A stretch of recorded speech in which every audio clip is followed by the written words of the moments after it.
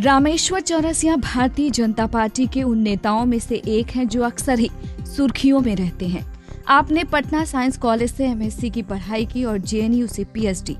JNU में पढ़ाई के ही दौरान राजनीति से प्रभावित होकर Bharatiya Janata party youth wing से जुड़े और राजनीतिक करियर की शुरुआत की। आप बिहार के नोखा से 4 बार विधायक रह चुके हैं। वर्तमान में आप भारतीय जनता पार्टी के यूपी के सह प्रभारी होने के साथ साथ आपको तमाम न्यूज चैनलों में पार्टी का पक्ष रखते हुए भी देखा जा सकता है। बिहार में सरकार को बने कई महीने हो गए हैं। चुनाव प्रचार के दौरान राजनीतिक दलों द्वारा किए गए वायदों की पोल खुलनी भी शुरू हो गई है। एक तरफ अपहरण और हत्या का पुराना कारोबार राज्य में आरजेडी सरकार की मौजूदगी का एहसास दिला रही है, तो वहीं दूसरी ओर राज्य के किसान भगवान भरोसे जीने को मजबूर हैं। इन्हीं तमाम मुद्दों पर बातचीत करने के लिए हमारे साथ मौजूद हैं बीजेपी नेता रामेश्वर चौरसिया। दृष्टिकोण प्रोग्राम में आपका स्वागत है।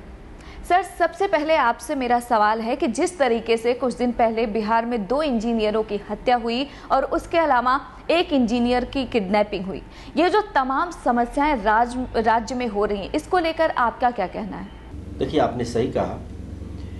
एक जो परसेप्शन बना था बिहार के बारे में कि 15 साल का जो कुशासन चल रहा था, जहां रंगदारी, अपहरण नाम की इंडस्ट्री से बिहार को संबोधित किया जा रहा था, जो जब एनडीए की सरकार बनी तो एक परसेप्शन दूर किया गया और वही पुलिस, वही फोर्स हमारी सरकार में, नीतीश जी भी उस समय मुख्यमंत्री थे लेकिन सरकार बीजेपी के साथ थी, पूरे बिहार में शांति का माहौल हो गया, लोग आने लगे, इन्वेस्टमेंट भी आने लगा। ये पहले से देखिए आशंका जाहिर किया जा रहा था कि जो 15 साल के कुशासन के लिए जिम्मेदार लोगों के साथ जब नीतीश जी गए तो आशंका पहले से भी था और एक परसेप्शन बन गया। जब जैसे ही सरकार आई तो अपराधों की बारिश आ गई। ये सिर्फ चुनाव के बाद की बात नहीं कर रहा हूं मैं, चुनाव के पहले भी जैसे आरजेडी के साथ इनकी सरकार बनी, ये सब धंधा शुरू हो गया।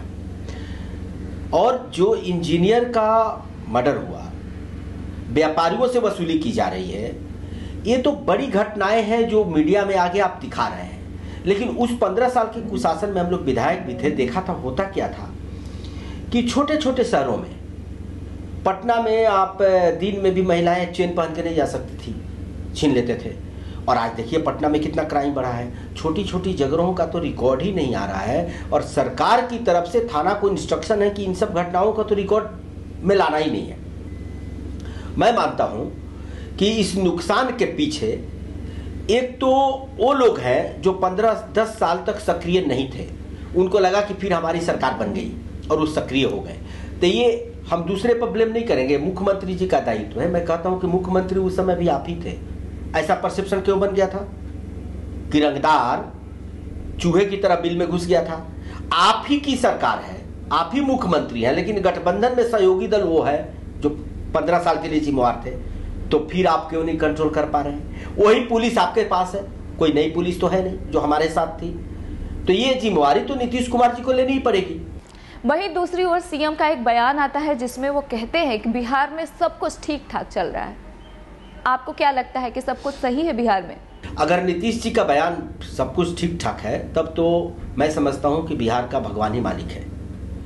और लगता है, मुझे एक और चीज लगता है, आपको बता दूं, चाहे नीतीश कुमार जी हो, चाहे 74 के प्रोडक्ट वाले लालू जी हो, पिछले 90 से यही लोग सरकार चला रहे हैं। मुझे लगता है कि एक तो इन लोगों ने भ्रष्टाचार के खिलाफ जो आए जयप्रकाश के साथ न्याय नहीं किया। वो ये कल्पना नहीं किए थे ऐसे बिहार की अपने ही चेलों के, एक कोई कार्यकर्ता किसी पॉलिटिकल पार्टी के थे या राजनीति में, ऐसा नहीं है। ये एक आंदोलन के प्रोडक्ट थे। जयप्रकाश जी के नाम पर इनकी आंदोलन शुरू हुआ, राजनीति भी शुरू हुई, स्टूडेंट नेता थे। तो इनसे बिहार की जनता को उम्मीद थी, लेकिन अब बिहार की जनता को इनसे बहुत ही निराशा लगी है और बिहार की जनता ऑप्शन की तलाश में है कि इन 74 के लोगों से कब बिहार को छुटकारा मिले। ये तो घूम फिर के वही लोग आ रहे हैं और वही लोग चला रहे हैं। तो मुझे लगता है कि इस बार बिहार के लोग जिस उम्मीद के साथ नीतीश कुमार को दिए थे, लगता है उनके साथ विश्वासघात हुआ है और नीतीश जी को इस पर खरा उतरने की जगह हल्की बयानबाजी नहीं करनी चाहिए थी। अब कह रहे हैं कि कुछ हो ही नहीं रहा है। आप देखो पूरी देश और दुनिया में बिहार की बदनामी शुरू हो गई। क्या उस इंजीनियर की गलती थी? वो तो बेचारा हमारे यहाँ का ही एक इंजीनियर है, गरीब परिवार का है, वो नौकरी कर रहा है प्राइवेट में, वो तो करप्शन भी नहीं फैला रहा है, वो तो प्राइवेट में नौकरी कर रहा है। आप अपने यहाँ भ्रष्टाचारियों को तो रोक नहीं पा रहे हैं, तो अपराधियों को क्या रोकिएगा? भ्रष्टाचारियों को रोकना ज्यादा आसान है। तो एक और इसका सबसे नुकसान क्या हुआ है कि अब लोगों को लग रहा है बिहार में पैसा कमाना गुनाह है, काम करना गुनाह है, बिजनेस करना गुनाह है, क्योंकि आप पैसे कमाओगे, काम करोगे तो लोग रंगदारी के लिए पहुंच जाएंगे। तो इसीलिए मैं मानता हूं कि पूरे देश का विकास जो प्रधानमंत्री ने कहा था पूर्वोत्तर के राज्यों के साथ होगा, उसमें बिहार भी है। लेकिन बिहार के साथ लगता है कि लोगों को महसूस होने लगेगा कि हम ठग गए हैं।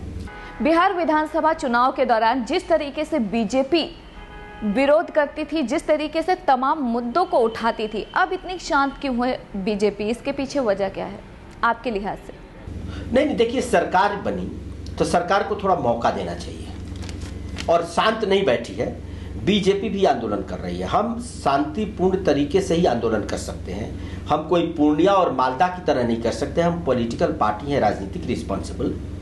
धान की खरीद पर भी हमारा आंदोलन चल रहा है, अपराध पर भी चल रहा है, और विधानसभा में भी खुलने पर हम बड़े कड़े शब्दों में इसका विरोध भी करेंगे, विरोध भी जताएंगे। लेकिन अंततः कंट्रोल सरकार को करना है, और सरकार, मुझे लग नहीं रहा है कि जिस तरह से अब एक बात साफ हो गई है। अब मुझे जो लग रहा है कि वो जो पुराने लोग जो शांत बैठ गए थे, लगता है कि उनको फिर लाइसेंस मिल गया है, अब उनका राज आ गया है। तो इस मानसिकता को जब तक मुख्यमंत्री कंट्रोल नहीं करेंगे, नहीं बदलेंगे। अब कह रहे थे ऑर्गेनाइज्ड क्राइम, हम जहां जहां कर रहे हैं, भैया आप कहां कर रहे हैं? आज तक तो बिहार से, अब मैं आपको पूछता हूं, अगर उग्रवाद आंध्रा से खत्म हो सकता है तो बिहार में तो बहुत थोड़ा है, क्यों नहीं खत्म हो सकता है? इच्छा शक्ति चाहिए, लेकिन आप फ्री हैंड देंगे तब ना। अब हालत यह है कि मजहब और जात पूछ करके थाना प्रभारी लगाएंगे, एसपी के ट्रांसफर करेंगे, डीएम का ट्रांसफर करेंगे, सक्षम अधिकारियों को बैरक में बैठा देंगे और अपने चहेतों को वहां लगाएंगे। तो वो तो वही काम करेगा जिसके लिए आपने भेजा है। उसको अपराध कंट्रोल करने से क्या मतलब है? तो इसका जवाब मुख्यमंत्री को देना पड़ेगा। वो चाहे जिसके दबाव में कर रहे हो, चाहे अपने सहयोगी के दबाव में कर रहे हो, लेकिन कुर्सी पर मुख्यमंत्री जी हैं। और अब बिहार में शुरू हो गया है, लोग कहना भी शुरू कर दिए हैं, और परसेप्शन बन गया कि मुख्यमंत्री जी को ताज तो मिल गया, राज कोई और चला रहा है, संचालन कहीं से और हो रहा है। तो इसको भी मुख्यमंत्री को जनता के बीच में क्लियर करना पड़ेगा। वक्त हुआ है एक छोटे से ब्रेक का। ब्रेक के बाद भी जारी रहेगा रामेश्वर चौरसिया से बातचीत का सिलसिला। ये वक्तव्य देने की आदत दो मुख्यमंत्रियों को है, बिहार और दिल्ली। इन्होंने ठेकाने रखा है कि काम नहीं करना है, अपनी इमेज मीडिया में। मुख्यमंत्री बोलेगा तो मीडिया दिखाएगा, मजबूरी है। अब मुख्यमंत्री बोलेगा तो क्यों नहीं दिखाएगा भाई?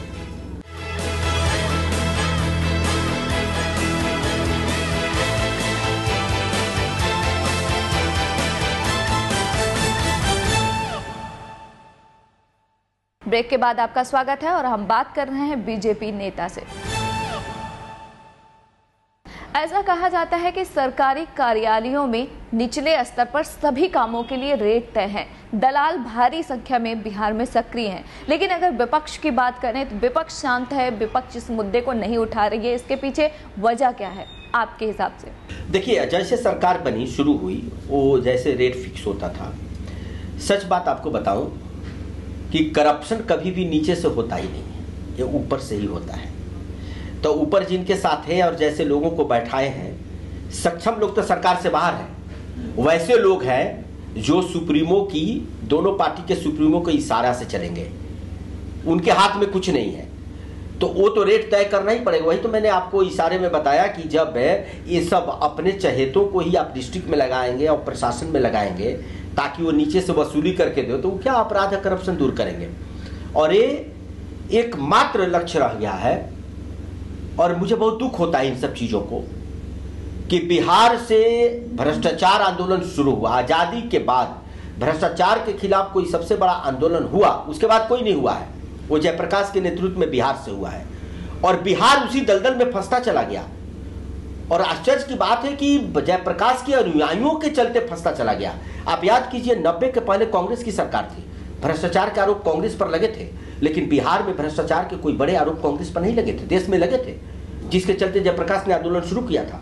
लेकिन 90 के बाद हर चीज में भ्रष्टाचार, चावल घोटाला, दवा घोटाला, और आप देख रहे हैं बैठ करके। और हालत यह है कि सीएजी के देने के बाद आप कोर्ट में भी मैनेज कर रहे हैं। कोर्ट ने ही आदेश दिया था सीबीआई इंक्वायरी करने के। क्या लालू जी के समय क्या हुआ था? भैंस को और गाय को स्कूटर पर ढो दिया गया था। नीतीश जी के समय क्या हुआ? उसी सीएजी के रिपोर्ट में कि नीतीश के राज में जब बाढ़ आया तो ये स्कूटर पर ट्रक का ट्रक चावल ढो दिया गया। ये भी तो वैसे ही घोटाला है, लेकिन इसको मैनेज कर लिया गया। इसकी सीबीआई जांच के लिए उन्होंने केंद्र सरकार को नहीं लिखा। अगर हम पिछले साल की बात करें तो पिछले साल जो है बिहार के काफ़ी जो हिस्से थे वो बाढ़ की चपेट में थे। सूखा की भी समस्या है, बिहार के किसान परेशान हैं, उनकी सुनने वाला कोई नहीं है राज्य में। ऐसे में क्या विपक्ष जो है वो किसानों को अपने साथ लेकर, आपको ऐसा नहीं लगता है कि एक आंदोलन खड़ा करना चाहिए ताकि राज्य सरकार जो है वो किसानों की बात सुनने पर मजबूर हो सके? ये सीखना चाहिए कालाहांडी से। कालाहांडी के लोग भूखे मरते थे। वही हम बोले कि राजनीति में क्या करने के लिए नथिंग इज इम्पॉसिबल। इम्पॉसिबल शब्द होना ही नहीं चाहिए। मुझे याद है, मैं यूथ विंग में काम कर रहा था, कालाहांडी के लोग आते थे। आज देखिए कालाहांडी जो पैदा कर रहा है वो दूसरे राज्यों को खिला रहा है। तो मुख्यमंत्री जी इतने इनोवेटिव थे, सुशासन की बात करते हैं और विकास की बातें करते हैं, तो इनके राज्य में तो धड़ल्ले से खाद किसानों को ब्लैक में दिया जा रहा है। बीज जो सरकार बांट रही है उसके घूस में पैसे लिए जा रहे हैं। जो ऑपरेटर्स बांटे जा रहे हैं इस राज्य में, उसके लिए रेट तय है कि इतना किसान देगा तो उसको ऑपरेटर्स मिलेगा। किसान तो ठगा। पिछले 3 सालों से धान की खरीद नहीं हो रही है और मुख्यमंत्री बार बार बोनस अनाउंस कर देते हैं। वो स्टेट जो बिहार है, देखिए वहां एफसीआई नहीं खरीदती है। 3 तरह के स्टेट है जहां एफसीआई खरीदती है, जहां मिल के खरीदते हैं। मुख्यमंत्री आने के बाद इन्होंने मना कर दिया एफसीआई को कि आप नहीं खरीदो, एसएफसी खरीदेगी, स्टेट फूड कॉर्पोरेशन। ठीक है, आप खरीदो, क्योंकि केंद्र सिर्फ पैसा देती है। लेकिन हर जगह बिचौलिए हैं। 1410 रुपये जो धान का रेट तय केंद्र ने किया है, बोनस तो नहीं दे रहे हैं चुनाव के बाद, कम से कम उस रेट पर भी खरीदते 900 1000 लोग बेचने को तैयार है किसानों के दाम। ऐसे ऐसे नियम लगा दे रहे हैं कि किसान बेचारा पहुंचेगा नहीं और बिचौलिए ले जाता, उनका खरीदे जा रहे हैं। वो खरीद सेंटर पर कौन है इसकी जांच पहले आप कराइएगा तो पता चल जाएगा कि सब जेडीयू और आरजेडी के कार्यकर्ताओं को बैठाया गया है बिचौलिए के रूप में और पूरी वसूली हो रही है। सिर्फ अधिकारी वसूली नहीं कर रहे हैं, इनके कार्यकर्ता भी वसूली में रखे हैं, इनके विधायक और मंत्री भी वसूली में लगे हैं। ये बड़ा खतरनाक खेल चल रहा है बिहार में। कुछ ही महीनों में बीजेपी में जिला पंचायत चुनाव होना है, तो क्या आपको लगता है कि बीजेपी में निचले स्तर पर संगठन में कुछ फेर बदल करने की जरूरत है? नहीं, संगठन का तो चुनाव ही चल रहा है बीजेपी में, तो संगठन का वर्ष है और अगले 2-3 महीने में पंचायत से लेकर के मंडल बूथ लेवल तक सब हमारे चुनाव हो जाएंगे, प्रदेश तक। अगर राज्य सरकार की बात करें तो राज्य सरकार लगातार ये आरोप लगा रही है कि केंद्र सरकार जो है राज्य के साथ भेदभाव कर रही है। जो सहायता राज्य को देना चाहिए केंद्र सरकार मुहैया नहीं करा रही है। इस पर आपकी क्या राय है? देखिए, जिसको काम नहीं करना है वो यही आरोप लगाता है। हमने 2 ही सरकार को सुना है, एक दिल्ली में सरकार बैठी है, एक बिहार में। रोज वहां के मुख्यमंत्रियों का वक्तव्य आता है, सरकार का केंद्र पर होता है, पीएम पर ही हमला करते हैं, नीचे तो हमला करते नहीं। जनता ने इनको दिल्ली की सरकार चलानी, वहां तो कुछ कर नहीं रहे। जो भी घटना घटती है दोषी पीएम है। वही हाल बिहार का है। और बताइए, कहीं 30 प्रदेशों के मुख्यमंत्रियों से कभी आपने कंप्लेंट सुना है? मुझे तो नहीं लगता है कि एका दूका कोई हो गया तो क्या हो। ये वक्तव्य देने की आदत 2 मुख्यमंत्रियों को है, बिहार और दिल्ली। इन्होंने ठेकाने रखा है कि काम नहीं करना है, अपनी इमेज मीडिया में। मुख्यमंत्री बोलेगा तो मीडिया दिखाएगा, मजबूरी है। अब मुख्यमंत्री बोलेगा तो क्यों नहीं दिखाएगा भाई? कभी अपने पर स्याही डलवा लेना, कभी जूता फेंकवा लेना और ब्लेम कर देना बीजेपी को और सीधे पुलिस को। हद तो ये हो जाती है कि संवैधानिक पद पर बैठे हुए लोग पुलिस को ब्लेम कर देते हैं। अब बताइए, बिहार की घटना आपने, हेल्थ मिनिस्टर तो कोई और है, लेकिन उनके पिताजी डिक्टेट कर रहे हैं डॉक्टर को कि आप एक कर दो, और वो लेटर दे करके, वो लेटर इश्यू करता है, डॉक्टर डर से भाग जाता है। तो वो समझ जाइए उस समय सरकार का कितना बड़ा आतंक रहा होगा। उन्हीं की सरकार थी और फिर वही फरमान अगर जारी करेंगे तो मुख्यमंत्री के पास इसका कोई जवाब है? आज तक मुख्यमंत्री ने इस पर सफाई नहीं दी। बिहार चुनाव के बाद की अगर बात करें तो आपकी पार्टी और आपके सहयोगी पार्टियों के साथ अभी तक कोई एक साथ मीटिंग नहीं हुई है। बिहार की जनता परेशान है। बिहार के लोगों का कहना है कि बिहार में क्योंकि विपक्ष एकजुट नहीं है, इसीलिए वो सरकार को घेरने में असमर्थ है। आपका क्या कहना है? विपक्षी दल घेरने में असमर्थ नहीं है। आप भी अगर हम उसी दिन करने लगे तो आप लोग भी कहेंगे कि अभी अभी तो सरकार बनी, इनको मौका देना चाहिए, है ना। जहां जरूरत है हम बोलते हैं और करते हैं, मौका देना चाहिए। लेकिन अगर ये चलता रहे ऐसे ही 6 महीने तक, हाँ, तो विपक्षी दल जो सरकार में जो हमारा गठबंधन है वो तो विपक्षी दल है ही, विधानसभा में भी। तो जब कोई आंदोलन होता है तो साथ रहते हैं, अपने अपने तरीके से सब कर रहे हैं। तो वही आपको बोला 6 महीना बीत जाने दीजिए, जब विधानसभा खुलेगा तो इन सब चीज़ों को पुरजोर तरीके से उठाया जाएगा और हम चुप नहीं बैठेंगे। हमें तो कभी उड़ीसा का मुख्यमंत्री ने आरोप नहीं लगाया भेदभाव कर रहे हैं। अरे कब भेदभाव कैसे कर सकता है? सेंटर पॉपुलेशन के आधार पर सबको पैसे मिलते हैं, आप पैसे नहीं खर्च करते हो। आप देखते हो कि बिहार में कभी 60 पैसे से ज्यादा खर्च नहीं होता 1 रुपया में। तो आप तो अपने ही पैसे नहीं खर्च करो, भेदभाव कोई क्या करेगा? इसका मतलब आप सक्षम नहीं है। आपने ऐसे लोगों को बैठा रहा है जो उस लायक नहीं है। मिलते हैं एक और छोटे से ब्रेक के बाद भी जारी रहेगा रामेश्वर चौरसिया से बातचीत। ये सब भ्रष्टाचार का भेद चल रहा है। लालू यादव जी ने क्या किया? चरवाहा विश्वविद्यालय के नाम पे पूरे शिक्षा को तहस नहस कर दिया। जो थोड़ा बहुत बचा था, नीतीश कुमार ने उसको आकर के पूरी तरह बर्बाद कर दिया।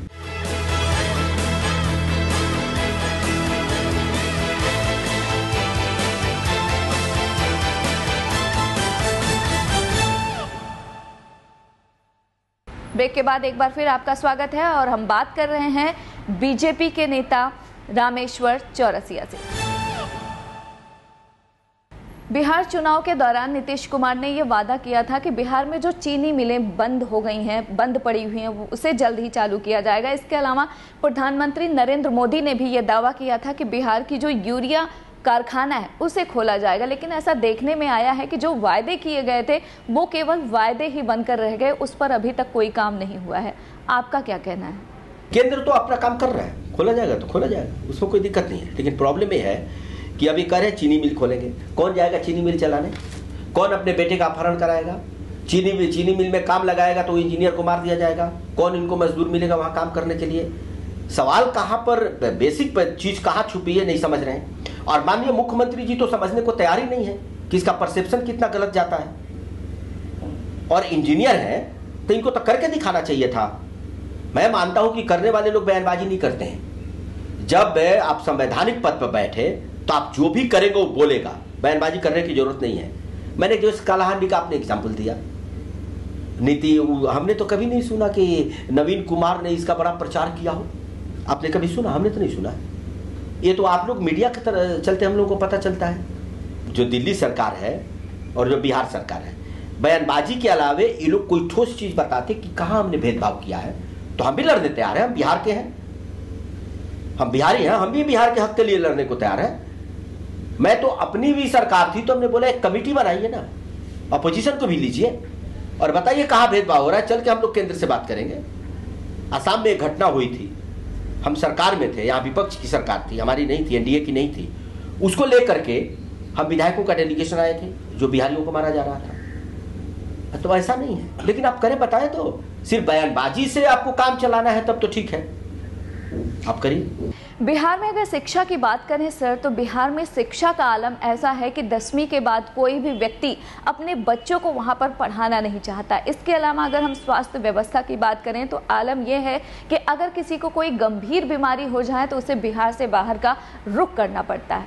तो ये कब तक चलेगा बिहार में? देखिए क्या है, ये सब भ्रष्टाचार का भेंट चढ़ गया है। लालू यादव जी ने क्या किया? चरवाहा विश्वविद्यालय के नाम पे पूरे शिक्षा को तहस नहस कर दिया। जो थोड़ा बहुत बचा था, नीतीश कुमार ने उसको आकर के पूरी तरह बर्बाद कर दिया। क्यों? इसके लिए अपनी सरकार में मेरी लड़ाई हुआ करती थी। टीचर जो इन्होंने अपॉइंट किए,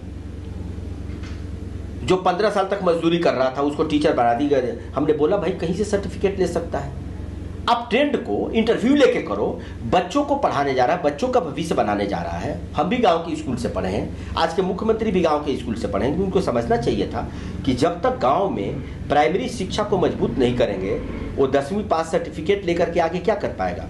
मैं तो इतना ही कहता हूं इस देश की हर सरकारों से, जहां भी प्रदेश में सरकार है, आप कुछ मत करो, 10वीं तक की शिक्षा का स्टैंडर्ड इतना बढ़ा दो, अच्छा कर दो। फिर बच्चों को, वो गरीब बच्चों को भी 10वीं तक तो मुफ्त में पढ़ाना ही है, सभी स्टेट में केंद्र भी दे रहा है। इतना मजबूत कर दो, सिर्फ उसकी सही शिक्षा दे दो, आगे वो परिवार का भरण पोषण भी कर लेगा। तो शिक्षा व्यवस्था पूरी तरह ध्वस्त हो चुकी है। और जितने शिक्षा में खर्च हो रहे हैं उसमें घोटाला तो नीचे तक है पूरा।